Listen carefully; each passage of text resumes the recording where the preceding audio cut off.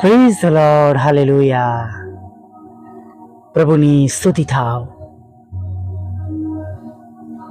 રાજાઓના રાજા અને પ્રભુઓના પ્રભુની સ્તુતિ થાવ.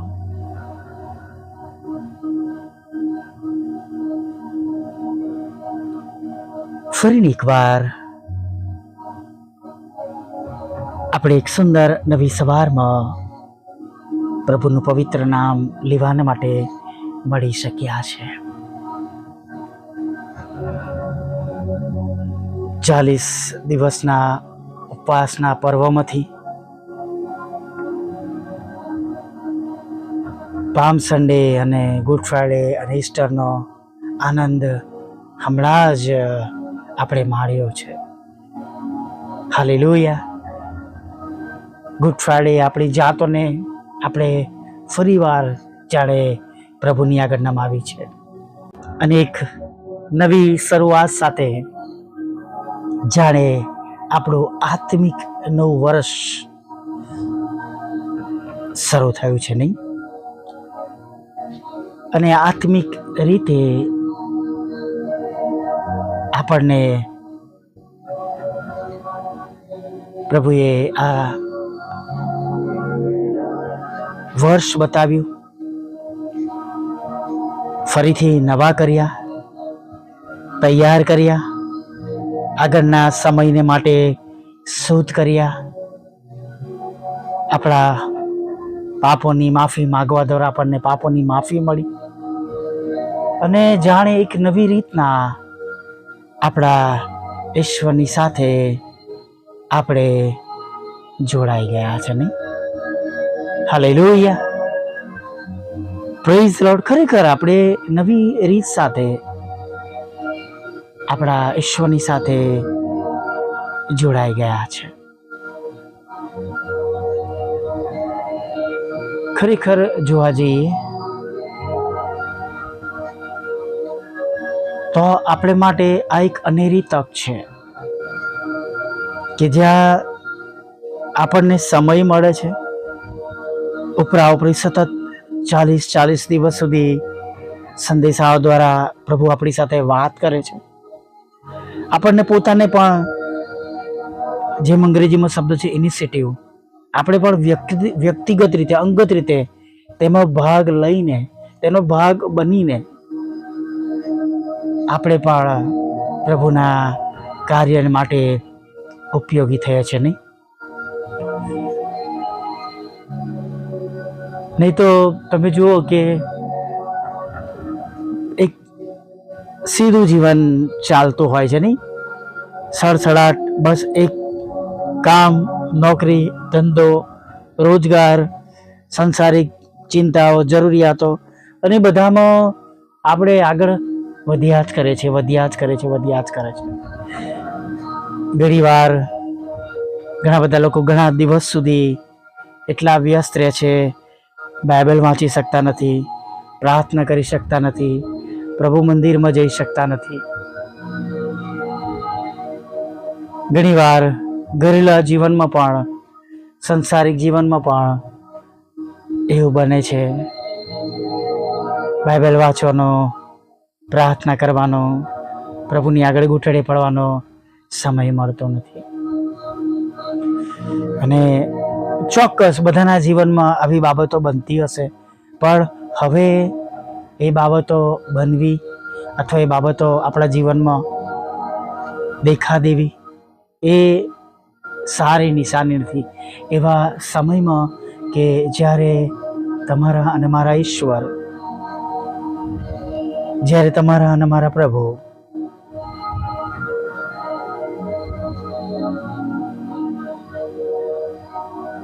આવવાના છે. હમણાં જ આપણે ઈસ્ટરનું પર્વ મનાવ્યું છે અને આપણો એ વિશ્વાસ છે કે આપણા પ્રભુ આપણને ફરીવાર લેવાના માટે આવનાર છે. હાલેલુયા. Praise the lord.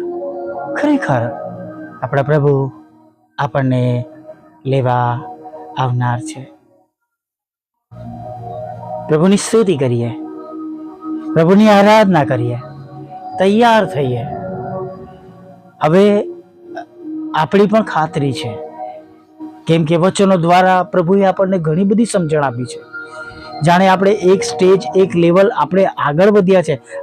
આત્મિકતાના ધોરણમાં આપણે હવે વધારે મજબૂત બન્યા છે અને ઘણી બધી સમજણ આપણને વચનો દ્વારા અને આ 40 દિવસ દરમિયાન આપણને મળી છે. હાલેલુયા. આ તક આપણને સાંપડી છે અને આપણે જાણે આપણા ઘણા બધા પ્રશ્નોના સમાધાન આપણે પ્રાપ્ત કર્યા છે. ઘણા બધા ખુલાસાઓ આપણને મળ્યા છે અને ઘણી બધી વધારે સારી રીતે આપણા પ્રભુને બહુ નજદીકથી આપણે ઓળખી શક્યા છે. ભલા મિત્રો, આ સુંદર સમય, પળો, સંદેશાઓ, સંગતિ બધાને માટે પ્રભુની પુષ્કળ સ્તુતિ કરીએ. અને જેમ તમે અને હું વધારે મજબૂત થયા છે, એમ હવે આગળ પણ આપણે વધારે મજબૂત બનીએ, પ્રભુમાં વધારે સ્ટ્રોંગ થઈએ. Hallelujah, praise the Lord. પ્રભુમાં વધારે મજબૂત બનીએ, પ્રભુમાં વધારે સ્ટ્રોંગ થઈએ અને જે ખ્રિસ્તી જીવન હોવું જોઈએ, ખ્રિસ્તની પાછળ ચાલનારા બાળકોનું જીવન હોવું જોઈએ, એ જીવન આપણે હવે જીવીએ. ચોક્કસ પ્રશ્નો તો આવશે, પહેલા પણ આવતા હતા, આજે પણ આવશે અને પછી પણ આવશે, પણ એ બધામાંથી બહાર કાઢનાર, બેઠા કરનાર, સ્થિર કરનાર પ્રભુ આપણી સાથે છે. હાલેલુયા. પ્રભુ આપણને બચાવનાર છે, પ્રભુ આપણને સંભાળનાર છે. Hallelujah, praise the lord.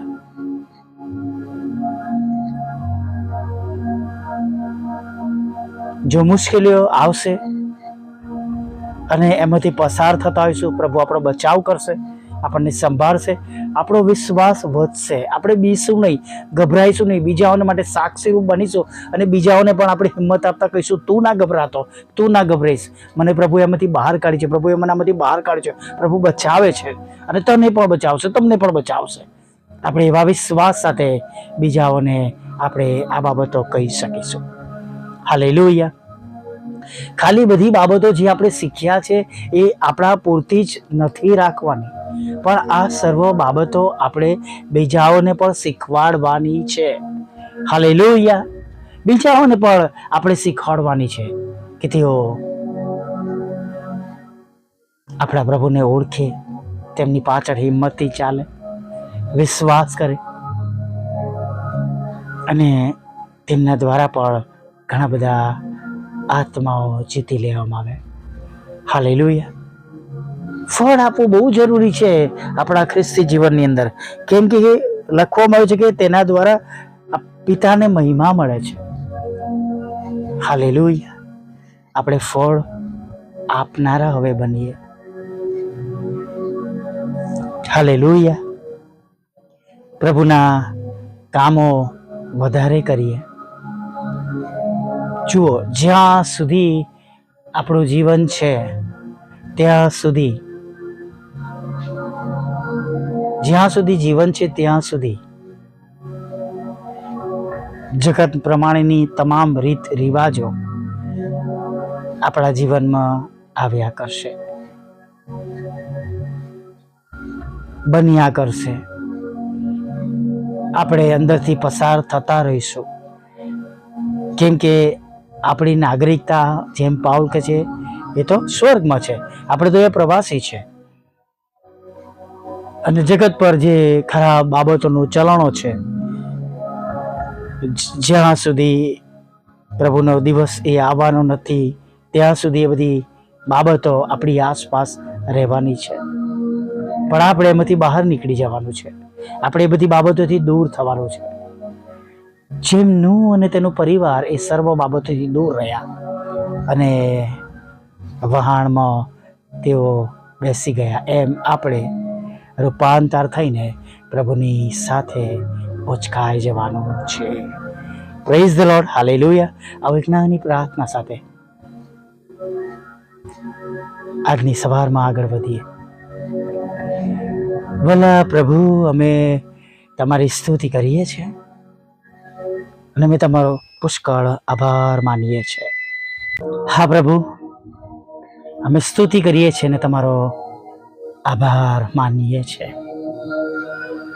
ઘણી બધી નાની નાની બાબતો પ્રભુ તમે આજે સમજાવી છે, શીખવાડી છે, અમારી સાથે તમે વાત કરી છે, તેના માટે અમે તમારો પુષ્કળ આભાર માનીએ છીએ.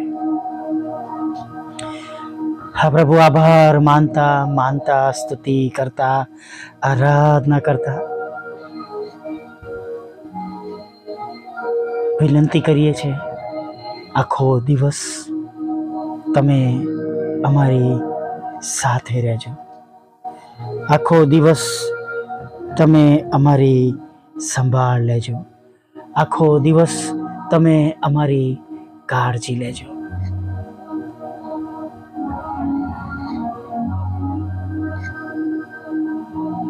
હા પ્રભુઓના પ્રભુ અને રાજાઓના રાજા,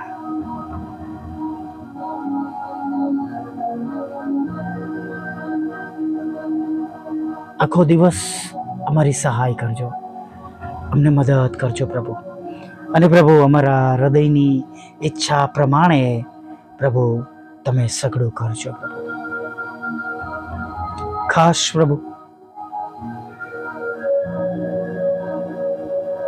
તમારી સમક્ષ અમે નમ્યા છે ત્યારે પ્રાર્થના કરીએ છીએ પ્રભુ, આજનો આ દિવસ પ્રભુ અમે સારી રીતના પસાર કરી શકીએ, તમને મહિમા મળે એવી રીતના પ્રભુ અમે આ દિવસમાં આગળ વધીએ. અને વિશેષ પ્રભુ, અમારા પોતાના કામોની સાથે અમે એ સર્વ કામો પણ કરીએ પ્રભુ જે તમારા છે પ્રભુ.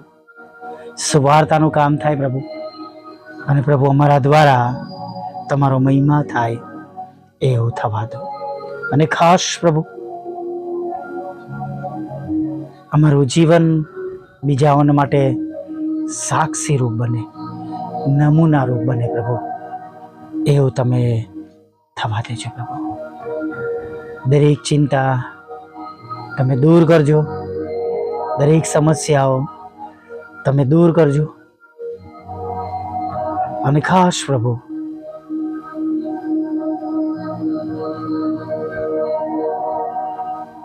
જેઓને તમારી જરૂર છે પ્રભુ, તમે તેઓને મળજો પ્રભુ. હા પ્રભુ, જેમને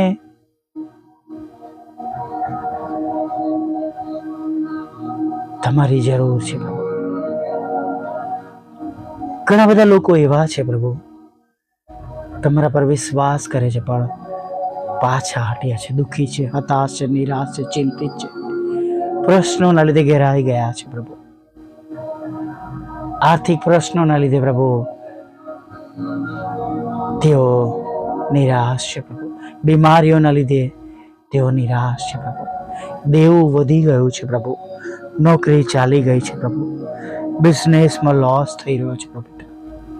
હા પ્રભુ, તમારા સેવક અને સેવિકાઓ પણ છે જેમને મારવામાં આવી રહ્યા છે, જેમને નુકસાન કરવામાં આવી રહ્યું છે પ્રભુ. અને પ્રભુ,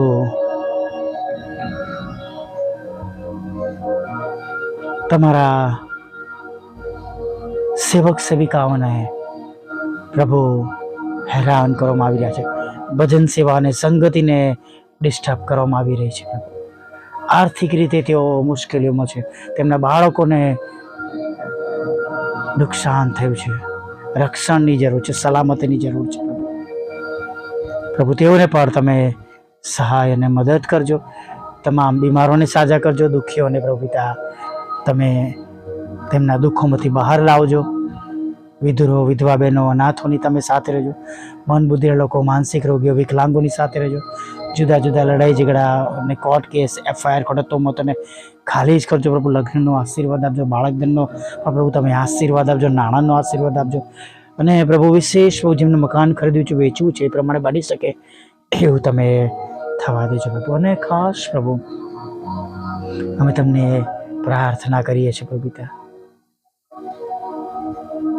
જેઓ દેવામાં છે તેમને દેવામાંથી બહાર કાઢજો પ્રભુ. જેમને લોનની જરૂર છે પ્રભુ તમે લોન આપજો પ્રભુ. પ્રભુ અમારી પણ મિનિસ્ટ્રીને આશીર્વાદિત કરો. રોકાયેલા આશીર્વાદો તમે પૂરા પાડો પ્રભુ પિતા. જે 3 બાબતો તમારી આગળ મૂકેલી છે એને રસ્તા ખોલ્લા કરો પ્રભુ. અને પ્રભુ તમે જાણો છો એમ પ્રભુ અમારા બધા બંધ દરવાજા ખુલ્લા કરજો. દરેકને ખોરાક, વસ્ત્ર, અન્ન પાણી આપજો, સલામત રાખજો. અને હમણાં સુધી થયેલા પાપોને માફ કરજો. અને પ્રભુ સાંજની વેળાએ તમારું ભજન કરવાનો તેડી આવજો માગતા પ્રભુ ઈસુમાં આટલું સાંભળો, દેવ બાપ માન્ય કરજો. આમીન, આમીન, આમીન.